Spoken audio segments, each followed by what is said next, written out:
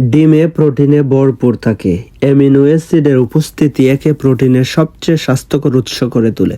তাছাড়া ডিম selenium, vitamin D, vitamin 6, vitamin 12, দস্তা, আয়রন এবং তামা জাতীয় খনিজ সমৃদ্ধ। প্রতিদিন ডিম খেলে তা আপনার জন্য বিরক্তিকর মনে হতে পারে, তবে আপনি কিভাবে এটি তৈরি করেন তার উপর নির্ভর করে এটি আপনার জন্য স্বাস্থ্যকর হবে কিনা অস্বাস্থ্যকর। স্বাস্থ্য বিশেষজ্ঞদের মতে যদি কোনো অন্তর্নিহিত স্বাস্থ্যের সমস্যা না থাকে তবে যে কেউ প্রতিদিন ডিম খেতে পারে।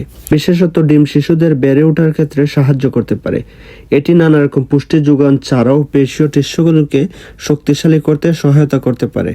তবে একটি ভাজা ডিমের মধ্যে 90 ক্যালোরি, 7.04 গ্রাম ফ্যাট এবং 6.27 গ্রাম প্রোটিন থাকতে পারে। ক্যালোরির পরিমাণ তেল বা অন্যান্য উপাদানের ব্যবহারের কারণে পরিবর্তিত হতে পারে।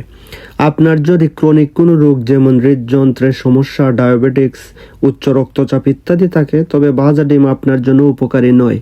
এ ধরনের কোনো সমস্যা না থাকলে ভাজা ডিম উপকারী নাস্তা হতে পারে, কারণ তেল যোগ করার ফলে ক্যালোরির সংখ্যা বাড়বে। সুতরাং ডিম খাওয়ার সর্বোত্তম উপায় হলো সেদ্ধ করে খাওয়া।